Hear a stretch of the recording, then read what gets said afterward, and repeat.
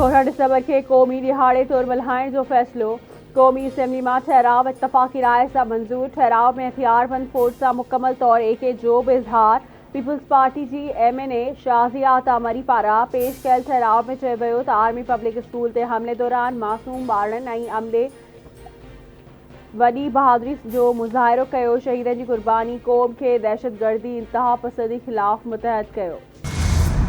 Peshawar army public school सान्हे के 10 साल मुकम्मल। हाउ ॾारींदड़ वाक़े जा ज़ख़्म अञा ताईं भरिजी न सघिया।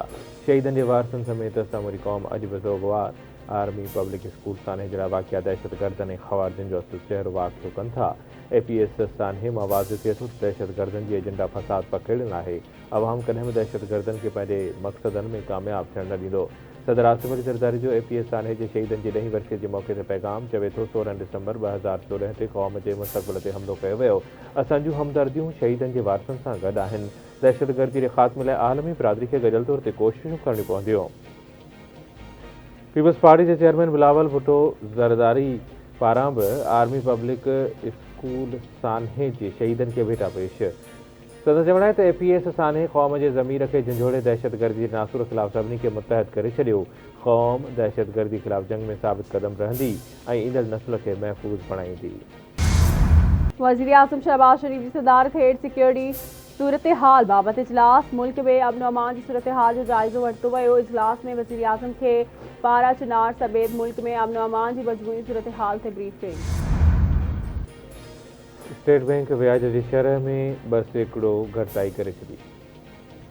व्याज जी शरह 15% खां घटिजी 13% कई वई।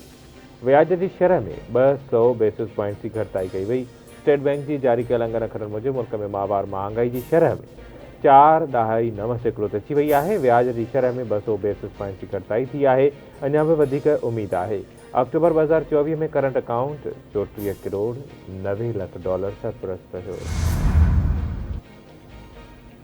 व्याज की शरह में 2% घटिताई जी वज़ीर आज़म शहबाज शरीफ़ पारां जियां त चवणु आहे त व्याज जी शरह 13% ते अचणु मुल्की मईशत लाइ सुठो सोण आहे। व्याज जी शरह में घटिताई सां पाकिस्तानी मईशत ते सीड़पकारनि जो एतमाद वधंदो। महांगाई में कमी थियण सबबि पॉलिसी रेट में भी घटिताई थी आहे, जंहिं सां सीड़पकारी में इज़ाफ़ो थींदो। वज़ीर आज़म चयो त उम्मीद करियूं था त ईंदड़ कुझु महीननि में महांगाई में अञा भी घटिताई ईंदी।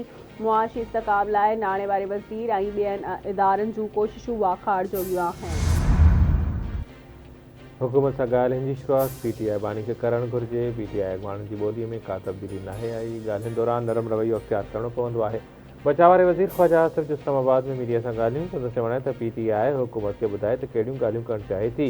स्पीकर ज़रिए ॻाल्हियुनि जी शुरूआत थियणु घुरिजे, रुॻो कमेटियूं ठाहिण सां कुझु न वरंदो।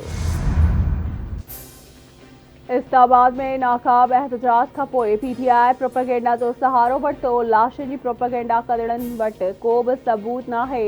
जॾहिं कुरम में लाश पयल हुआ त उन वक़्तु अली अमीन गंडापुर वफ़ाक़ ते हमलो करण में रुधल हो। इतलात वारे वफ़ाक़ी वज़ीर अतातार जो क़ौमी असम्बली में ख़िताब। चवणु आहे त PTI दौर में PIA सां बि वॾी मज़ाक़ कई वई आहे, पर हाणे PIA जो ॾामू यूरोप लाइ बहाल थी वियो आहे।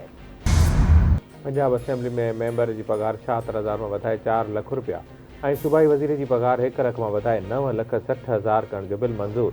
बिल मूजिबि स्पीकर की पगार 1.25 लाख में वधाए 9.5 लाख ऐं डिप्टी स्पीकर की पगार 1,20,000 में 7.25 लाख रुपया कई वेंदी।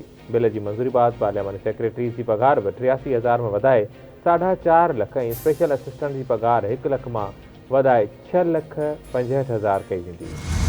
हुकूमत का पहला काम यही होना चाहिए कि अपने सूबे के लोगों की खिदमत करे, उनके मसाइल हल करे। ये नहीं होना चाहिए कि किसी एक शख्स के लिए पूरे सूबे के लोगों को दाव पे लगा दे। हर 5 साल में NFC अवार्ड होना है। पिछले 15 साल में तकरीबन 10 में आखिरी NFC अवार्ड हुआ था। लेकिन जब भी होगा NFC अवार्ड तो सूबों का शेयर पहले से ज्यादा हो सकता है, कम नहीं हो सकता। ये आइन में लिखा है। बाकी बातें जो भी करें, आइन से बालातर तो कोई नहीं है। मेरी आपकी बात नहीं होगी। अब अदालतें अगर ये अहकामात दें कि अस्पताल खराब कर दो, अदालत की अहकाम की वजह से एक क्राइसिस पैदा कर दिया गया है उधर, और अब वो क्राइसिस हमारे गले पड़ गए। लाइट नहीं ले रहा, ये आप लोगों का ख्याल हो सकता है, नहीं तो अभी क्या हुआ है, अभी तक कुछ बना है।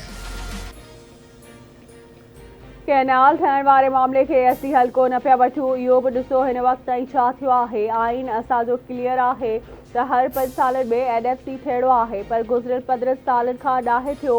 हाणे जॾहिं बि NFC थींदो त सूबे जो शेयर पहिरियां खां वधीक थी सघे थो, घटि न थींदो, छाकाणि त आइन में साफ़ लिखियलु आहे आइन खां को बि मथां आहे। वरी वज़ीर सैयद मुराद अली शाह जो कराची में मीडिया सां ॻाल्हियूं त ॾिसण आहे त गवर्नर मुक़ररु करणु या हटाइणु वज़ीर आज़म जो इख्तियार आहे। मुंहिंजी बर वज़ारत दौरान 4 या 5 गवर्नर तब्दील थिया, पर वरी वज़ीर सां को बि मशवरो न कयो वेंदो आहे। मुल्क जी सभ खां वॾी अस्पताल में अदालती हुकम सबबि बहरान पैदा कया विया आहिनि। सैद खाते खे हिदायत कई आहे त मामले खे हल कयो वञे, जेकॾहिं बहरान में को मुलविस हूंदो त उनखे सज़ा ॾिनी वेंदी। सिंध जे सीनियर वज़ीर शर्जील इनाम मेमण जी शेख बिरकियो में मौजूद शख्सियत मरहूम अब्दुल रशीद टालपुर जे पोयरनि सां ताज़ियत। सीनियर वज़ीर शर्जील इनाम मेमण ॻोठ मीर मोहम्मद खान टालपुर पहुतो, जिते मरहूम अब्दुल रशीद टालपुर जे पुट सां दुआ घुरियाई। शर्जील इनाम मेमण मरहूम अब्दुल रशीद टालपुर जे वॾे भाउ कामरेड अब्दुल करीम टालपुर सां बि ॾुख वंडियो। सीनियर वज़ीर शर्जील इनाम मेमण हमदर्दी इज़हार कंदे चयो त मरहूम जे पोयरनि सां ॾुख में बराबरि जा शरीक आहियूं। सूबाई वज़ीर शर्जील इनाम मेमण सां PP अॻवान मोहम्मद इस्माइल वसाण ऐं MPA खुरम करीम सूमरो बि गॾु हुआ।